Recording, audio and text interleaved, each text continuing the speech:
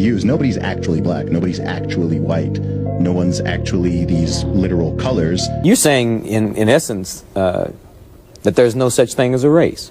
Oh, I maintain that race is the phoniest issue ever invented by the mind of man. The European invented and Amazing viewer, I'm glad to have you. Comfort for Life Network. Thank you for being part of this. If you're passing by, why not subscribe? And if you're a returning subscriber, I might say, and I always say, thank you for spending your precious time with me. I appreciate that you're part of this. One thing to note, this is an educational channel, so whatever content you come across on this channel is for educational purposes, and we don't propagate any kind of headline. Some topics, I know they're so sensitive and you might have a lot to say, but kindly observe the community guidelines, show love to everyone on these platforms, and why not leave me your thoughts. I love interacting with people and I love you. Thank you for stopping by. Let's dive into today's video. I came across this video on my For You page on TikTok and I said, why not share this video with you? I must confess that I've never seen things in this perspective. Seeing that race is man-made thing, I know it's real, but I've never thought of it that way. So this video I came across is explaining this statement. You might wonder, why are other people, European, Asian, African, and all these diversities we have around the world, why, if race is a man-made thing? So he's explaining everything, and it will cover all the questions that you might be having right now. It's a long video that it's explaining a lot. It's by Dr. John Haritage, and also there are other commentators who have the same perspective, and I was amazed to listen to this. Let me let you listen to what they have to say. Transracialism makes more sense than transgenderism. How? Because race is actually a spectrum. Race is actually a social construct. Gender is binary. There's male and female. That's it. There's nothing else. Right? Race is actually a spectrum. Right? If I were to have a child with an Asian woman, my child is going to be mixed. If she is mixed and we have a child, the child is going to be. Race is it's actually a social construct. Yes, it's based on our DNA and ancestral history, but these terms we use, nobody's actually black, nobody's actually white, no one's actually these literal colors, right? If someone is mixed race, with the fact that we even call them black, right?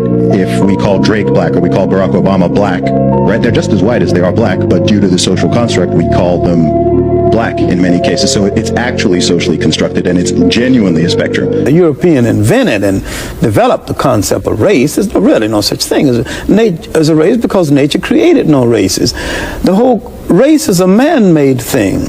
You know, Well, how did people get to be French and English? well, different climatic conditions and migrations and amalgams of different people, and migrations of people into your country, migrations of people out. All right. Now this is an ethnic grouping as against what we call race. If you go back and you look at an old dictionary, you won't even find a definition for a race. Race grew out of the pseudo-scientific development of Europe, and this is what Rogers was addressing himself to, and saying that according to your rule, which is ridiculous, a lot of you belong to us. Well, in another context, if race is arbitrary, then could we say that being called black was a political term? It's a political term, and a term which indicates our self-awareness at this juncture in history, and I think we really need it. We need to really bathe in blackness for a while, but I wish we'd get the bath over with and go on to something a little more important, because black in itself is not an ethnic term.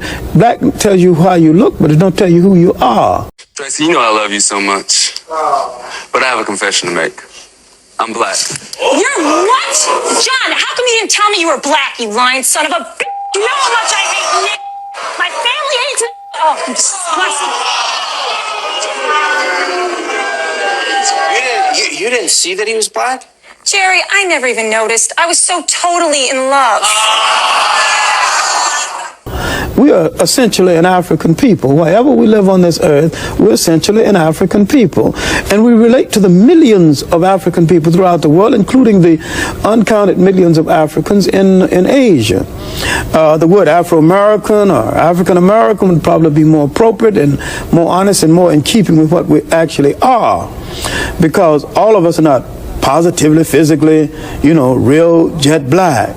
And so the argument now sometimes is between the supernationalists and the mild nationalists and blacker than thou, when blackness is a state of mind, a state of attitude, a state of approach to things that can exist in almost any of us, including from the blonde black person to the jet black. And the jet black can be traitors, and they can be patriarchs, they can be a whole lot of... See, we've been everything in history from saint to buffoons.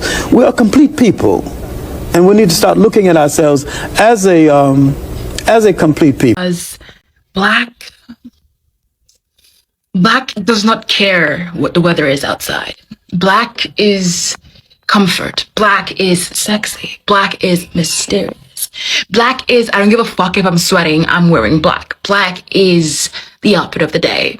It's the outfit every day of the fucking week. And even if I do sweat, even if it's the wrong color to wear, it is the right color to wear.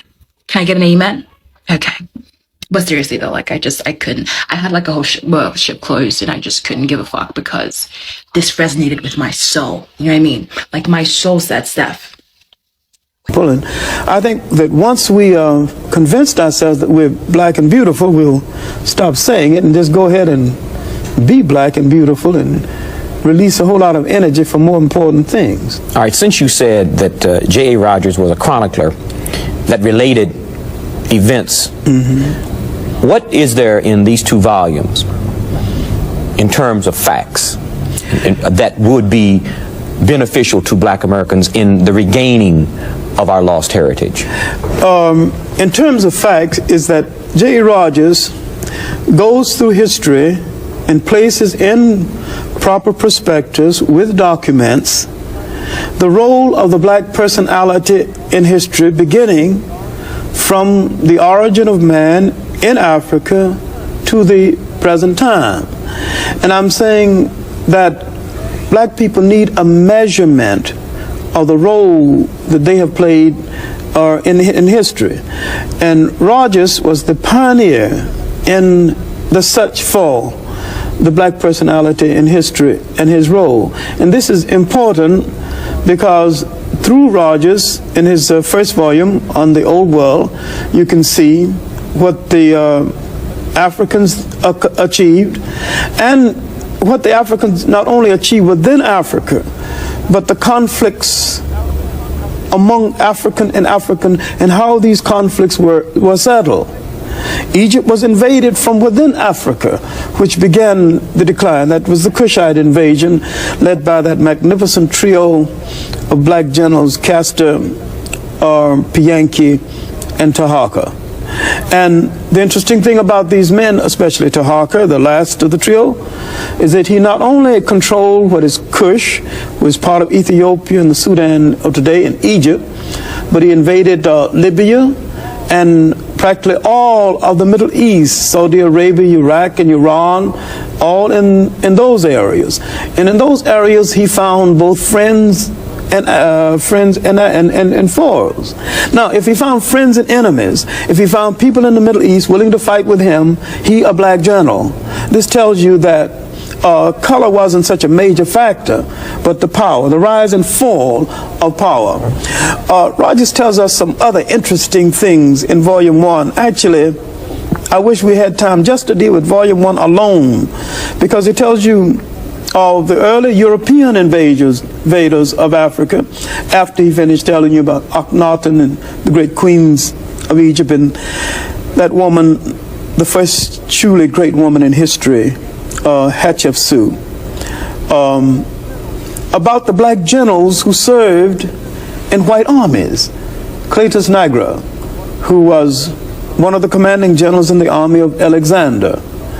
And he deals with the romance around Alexander, would shock the hell out of some people, because Alexander not only did not die worrying about no worlds to conquer, he died in a drunken stupor, and all this is documented.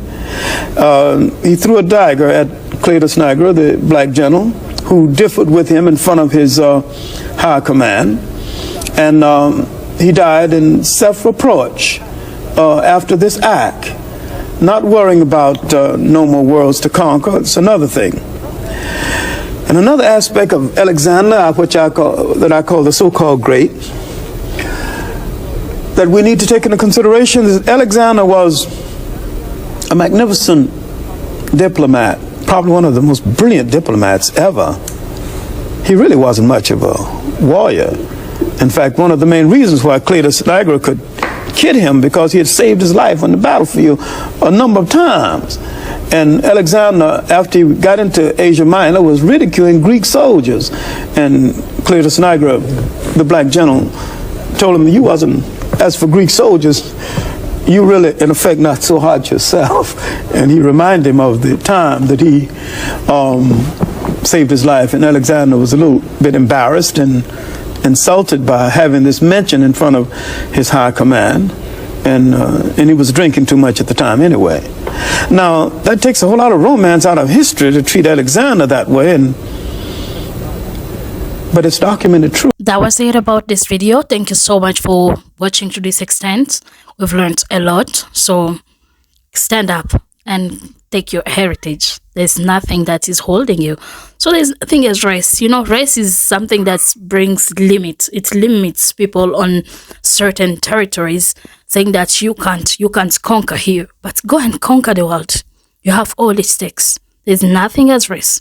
I will say that again. There's nothing as race. I will adopt that sentence because I'm falling in love with it. There's nothing as race. Thank you so much for watching to this extent. I appreciate that you spend time with us. Leave your thoughts kindly. Don't forget to subscribe to the channel. Also, check our other contents. This is the place to be. Thank you so much. Goodbye for now. I appreciate your love and support. And all your comments are appreciated. Thank you so much.